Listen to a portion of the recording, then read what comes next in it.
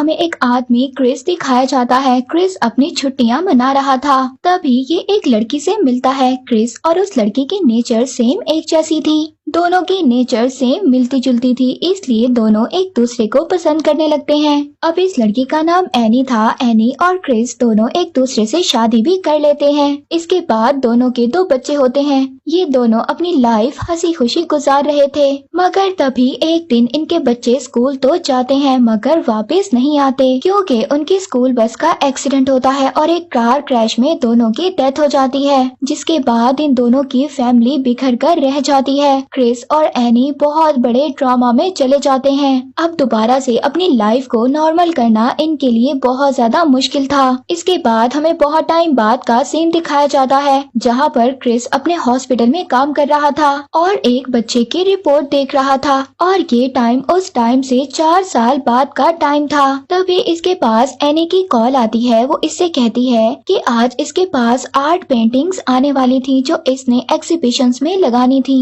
मगर वो पेंटिंग्स अभी तक नहीं आई थी, जिस वजह से एनी बहुत ज्यादा परेशान थी। जिस बात पर इसका हस्बैंड क्रिस इससे कहता है कि तुम परेशान क्यों हो रही हो, अगर वो पेंटिंग्स नहीं आई तो तुम अपनी ही पेंटिंग्स एग्जीबिशन में लगा दो। और उसने ऐसा इसलिए कहा था क्योंकि एनी भी बहुत अच्छी पेंटर थी, मगर ये एडवाइस क्रिस की एनी को बिल्कुल भी पसंद नहीं आती। वो कहती है कि ऐसा कैसे हो सकता है, मैं अपनी पेंटिंग्स एग्जीबिशन में कैसे लगा सकती हूँ, जबकि मेरी पेंटिंग्स तो घर पर पड़ी हैं। अब क्रिस उससे कहता है कि हॉस्पिटल से फ्री होने के बाद मैं तुम्हें पेंटिंग्स ला दूंगा। अब इस बात पर एनी बहुत ज्यादा खुश हो जाती है कि क्रिस ने उसकी हेल्प करने के लिए वक्त निकाला। अब क्रिस भी जल्दी जल्दी हॉस्पिटल में अपना काम कंप्लीट करता है ताकि वो जल्दी से घर जाकर एनी को पेंटिंग्स ला कर दे। अब जब वो वापस घर जा रहा था तो वो देखता है कि एक टनल के पास बहुत सारी गाड़ियाँ क्रैश हुई हैं। अब क्रिस उन लोगों की हेल्प करने के लिए अपनी गाड़ी से बाहर आ जाता है। वो देखता है कि एक गाड़ी उल्टी हुई थी और उसमें एक लेडी थी। अब क्रिस उस लेडी की हेल्प करना चाहता था, मगर तभी एक कार बहुत ज्यादा स्पीड में आती है और वो क्रिस से टकराती है और वहीं पर क्रिस की डेथ हो जाती है। क्रिस की मौत का जिम्मेदार एनी खुद को समझ रही थी।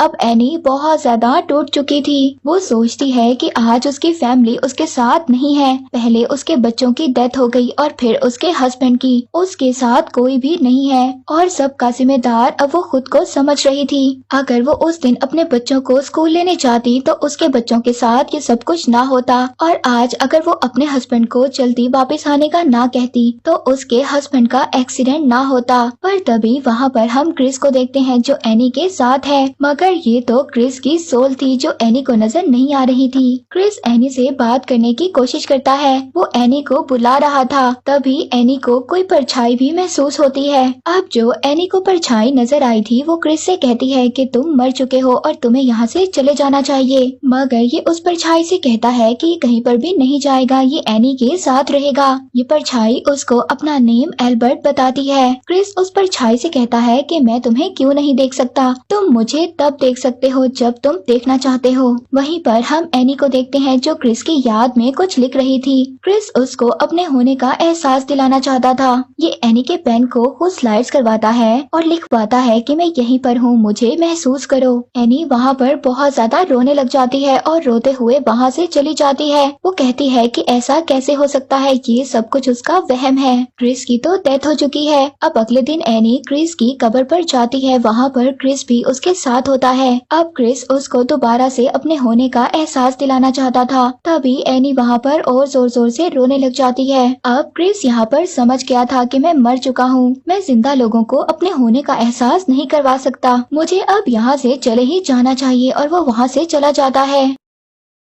इसके बाद क्रिस को हम एक अजीब सी दुनिया में देखते हैं। ये एक अजीब सी दुनिया थी जो सारी पेंटिंग से बनी हुई थी, और तो और वो परछाई भी क्रिस को वहीं पर मिलती है जिसको क्रिस अब क्लियर देख सकता था। इस परछाई का नेम एल्बर्ट था। अब क्रिस को ये दुनिया देखी देखी लग रही थी, एक्चुअली में ये दुनिया एनी की पेंटिंग से ही रिलेटेड थी। ये वो जगह थी जहाँ पर क्रिस एनी के साथ रहना चाहता था। एल्बर्ट क्रिस को बताता है कि मरने के बाद हम उस जगह पर पहुँच जाते हैं जो हमारी फेवरेट जगह हो और जिस जगह पर हम रहना चाहते हो।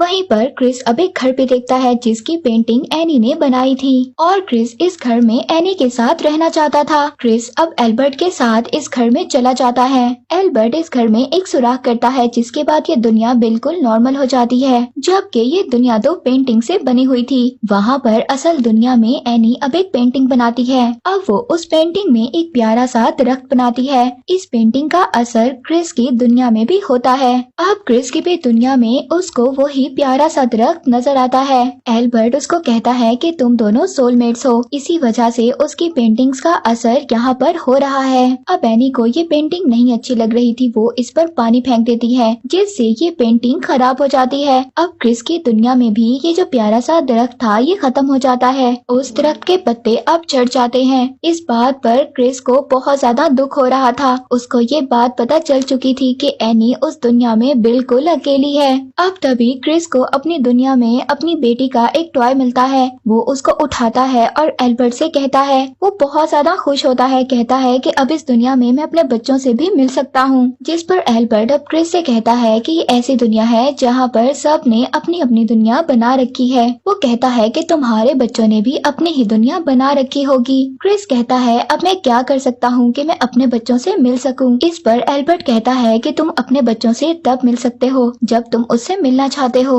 अब इसके बाद एक लड़की क्रिस के पास आती है और उसे आकर कहती है कि एल्बर्ट ने मुझे तुम्हारे पास भेजा है, क्या तुम मेरी दुनिया में आना पसंद करोगे। अब इस पर क्रिस मान जाता है और इस लड़की की दुनिया में चला जाता है। ये लड़की क्रिस से बहुत ज्यादा बातें कर रही थी मगर क्रिस का ध्यान इसकी बातों में था ही नहीं। इसको तो अपनी बेटी की याद आ रही थी। वो लड़की क्रिस से कहती है कि मुझे अपनी बेटी के बारे में बताओ, उसको क्या पसंद था क्या नहीं पसंद था। अब जब ये उस लड़की को अपनी बेटी के बारे में बताता है तभी इसको अपनी बेटी का हेवन हाउस याद आता है। अब इसको ये पता चलता है कि ये दुनिया तो बिल्कुल उसी हेवन हाउस जैसी है। ये लड़की क्रिस को बताती है कि एक दिन मैं अपने फादर के साथ एरोप्लेन में जा रही थी, तभी एक एयर होस्टेस जो कि एशियन थी, मेरे फादर ने देखकर उसको कहा था कि एशियन लड़कियां बहुत ज्यादा समझदार और प्यारी होती हैं और मैंने ये बात सोच ली थी कि एक ना एक दिन मैं भी इसी एयर होस्टेस के जैसी लगूंगी। अब ये बात सुनकर इसको समझ आ गया था कि ये लड़की इसकी बेटी मैरी ही है। अब जैसे ही इसको ये बात समझ आती है ये अपनी बेटी को देख सकता था। क्रिस रोते हुए अपनी बेटी को गले लगा लेता है। ये बहुत ज्यादा टाइम के बाद अपनी बेटी से मिल रहा था। इसके बाद क्रिस दोबारा से अपनी दुनिया में आ जाता है। वहाँ आकर वो एल्बर्ट से मिलता है मगर इस बार एल्बर्ट बहुत ज्यादा परेशान दिखाई दे रहा था। अब एल्बर्ट से जब ये पूछता है तो इसको एल्बर्ट बताता है कि तुम्हारी वाइफ ने खुद को मार लिया है। जब ये बात क्रिस सुनता है तो वो बहुत ज्यादा दुखी हो जाता है मगर इसके बाद वो एल्बर्ट से कहता है कि उसने यही करना था क्योंकि वो इस दुनिया में बहुत ज्यादा अकेली हो चुकी थी। क्रिस कहता है कि चलो ठीक है, इसी बहाने अब एनी मुझसे मिलेगी तो सही। एल्बर्ट तभी क्रिस से कहता है कि ऐसा नहीं है, उसने खुद को मारा है, वो हेवन में नहीं वो हेल में जाएगी और तुम उससे कभी भी नहीं मिल सकते। ये बात सुनकर क्रिस गुस्से में आ जाता है और कहता है कि नहीं, ऐसा नहीं हो सकता, मैं एनी को हेल में नहीं रहने दूंगा, मैं उसका सोलमेट हूँ, उसको मेरे साथ रहना चाहिए। एल्बर्ट कहता है कि नहीं, तुम उस दुनिया में नहीं जा सकते क्योंकि जो भी उस दुनिया में जाता है वो वापस नहीं आता, उसने खुद को मार लिया है और अब वही उसकी दुनिया है। मगर क्रिस एनी से मिलने की जिद कर रहा था। एल्बर्ट कहता है कि ठीक है, तुम्हें एक चांस मिलना चाहिए। एल्बर्ट कहता है कि मैं तुम्हारे लिए एक गाइड ढूंढूंगा जो तुम्हें हेल की तरफ ले जा सके और तुम्हें गाइड कर सके। इसके बाद एल्बर्ट क्रिस को एक लाइब्रेरी में लेकर जाता है। वहाँ पर एक बूढ़ा आदमी इनको गाइड करेगा हेल में जाने के लिए। क्रिस एल्बर्ट के साथ और अब उस बूढ़े आदमी के साथ एक कश्ती में बैठ जाता है। अब इनकी बोट एक समंदर में से गुजर रही थी मगर इसका रास्ता बहुत ज्यादा डरावना था। वहाँ पर समंदर की बहुत ज्यादा ऊंची ऊंची लहरें उठ रही थी। तभी हम देखते हैं वहाँ पर बहुत सारी आत्माएं समंदर से बाहर आती हैं और वो इनकी कश्ती को डुबो देती हैं। तभी हम देखते हैं कि ये तीनों एक किनारे पर हैं। अब क्रिस उससे पूछता है कि ये कौन सी दुनिया है। इसका गाइड इसको बताता है कि ये हेल का दरवाजा है। वो बूढ़ा आदमी कहता है कि मुझे एनी का सिग्नल नहीं मिल रहा क्योंकि क्रिस बार बार अपने बेटे के बारे में सोच रहा था। वो अपने बेटे से कहता था कि बहुत ज्यादा पढ़ो, अपनी पढ़ाई पर ध्यान दो और एक बड़ा आदमी बनो।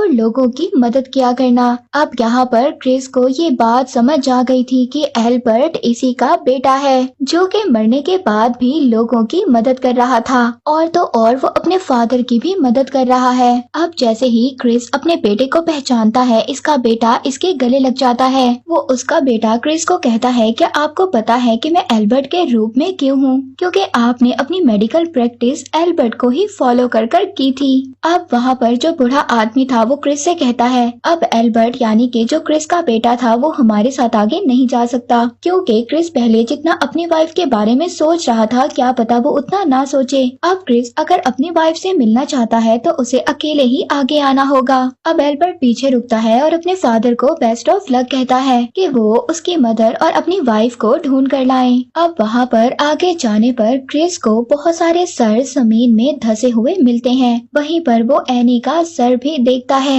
ये एनी के पास जाने लगता है, मगर जैसे ही उसके पास जाता है तो जमीन टूटने लगती है, सब कुछ नीचे गिरने लगता है। क्रिस भी नीचे गिर रहा था। तभी वो एनी की यादों के सहारे एक घर में पहुंच जाता है। वो घर टूटा फूटा हुआ था, मगर जब क्रिस उस घर को गौर से देखता है तो उसको पता चलता है कि ये घर तो एनी का और उसका ड्रीम हाउस था। तभी वो ओल्ड मैन क्रिस से कहता है कि यहाँ पर ज्यादा मत रुको, तुम यहाँ पर 3 मिनट से ज्यादा नहीं रुक सकते, क्योंकि ये सब कुछ एनी की यादों से बना है, और अगर वो लोग भी यहाँ पर ज्यादा देर रुके तो वो भी एनी की तरह यहीं पर फंस जाएंगे। और तो और एनी सब कुछ भूल चुकी है और ये घर भी इसीलिए टूटा फूटा है। क्रिस के पास 3 मिनट से ज्यादा का टाइम नहीं है। उन 3 मिनट्स में ही उसने एनी को सब कुछ याद करवाना होगा, वरना क्रिस भी यहीं पर हेल में फंस जाएगा। अब उस ओल्ड मैन की बातें सुनकर क्रिस को ये लग रहा था कि ये डॉक्टर एल्बर्ट है, और ऐसा ही था, वो डॉक्टर एल्बर्ट ही थे जो मरने के बाद भी क्रिस को गाइड कर रहे थे।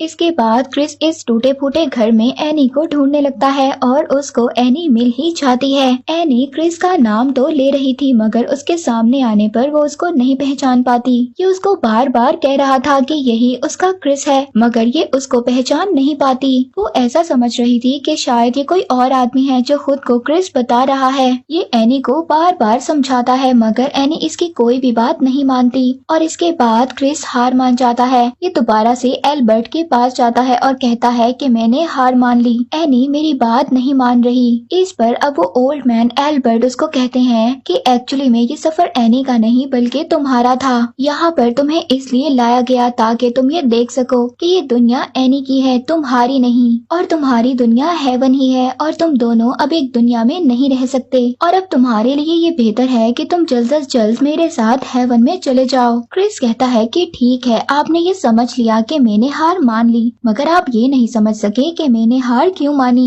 मेरी हार ऐसी है कि मैं एनी को ये याद ना दिला सका कि मैं उसका क्रिस हूँ। मैं हेवन में अब नहीं जाऊंगा और मैं भी इसी हेल में अपनी एनी के साथ रहूंगा। ये उस ओल्ड मैन से कहता है कि जाकर मेरे बच्चों से कहना कि मैं उनसे कितना ज्यादा प्यार करता हूँ। इसके बाद क्रिस एनी के पास जाता है और उसे जाकर कहता है कि तुम एक बहुत ही अच्छी वाइफ हो, तुमने हमेशा अपने बच्चों और अपने हस्बैंड का ख्याल रखा, तुम हमारे से इतना ज्यादा प्यार करती थी कि हमारे आने के बाद तुमने अपने आप को मार लिया ताकि तुम भी हमसे मिल सको। क्रिस ने एनी का हाथ पकड़ा हुआ था और ये सब कहकर वो रो रहा था। अब एनी भी जो क्रिस की बातें सुन रही थी वो ये समझ गई थी कि यही उसका क्रिस है। अब एनी की यादें वापस आ रही थी, जबकि क्रिस की यादें आहिस्ता आहिस्ता धुंधली पड़ रही थी। अब क्रिस की यादें तो धुंधली पड़ चुकी थी, मगर एनी को सब कुछ याद आ गया था। इससे पहले वो क्रिस को इस दुनिया से ले जाती, तभी क्रिस की आंखें बंद हो जाती हैं, मगर जैसे ही क्रिस की आंखें दोबारा खुलती हैं तो वो खुद को हेवन में देखता है। वो